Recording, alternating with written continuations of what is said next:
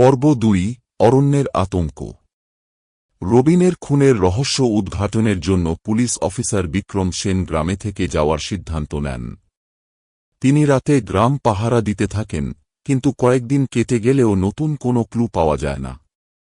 তবে এক রাতের ঘটনা পুরো গ্রামকে আতঙ্কিত করে তোলে। রাত প্রায় ২টো বাজে। গ্রামের প্রবীণ হরিধন কাকু গভীর রাতে বাইরে বেরিয়েছিলেন। হঠাৎ তিনি দেখতে পান জঙ্গলের দিক থেকে কেউ আসছে। অন্ধকারে ঝাপসা একটি সাদা ছায়া, লম্বা চুল, রক্তমাখা মুখ। কাঁপা কাঁপা গলায় তিনি জিজ্ঞেস করলেন, কে ওখানে? কোনো উত্তর এল না, বরং সেই সাদা ছায়াটা ধীরে ধীরে তার দিকে এগিয়ে আসতে থাকে।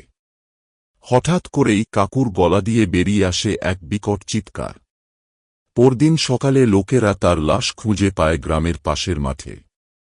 শরীরে কোনো ক্ষত নেই, কিন্তু তার চোখ দুটি ভয়ে ফেটে গিয়েছে, মুখ হাঁ করে যেন চিৎকার করার চেষ্টা করছিলেন।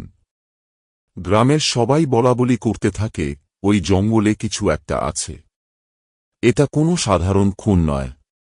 অফিসার বিক্রম সেন এবার নিশ্চিত হন, বিষয়টা আসলেই অদ্ভুত। তিনি ঠিক করেন, রাতের বেলায় জঙ্গলে গিয়ে নিজের চোখে সবকিছু দেখবেন। কিন্তু তিনি জানেন না, এই সিদ্ধান্ত তাকে ভয়াবহ এক সত্যের মুখোমুখি দাঁড় করিয়ে দেবে।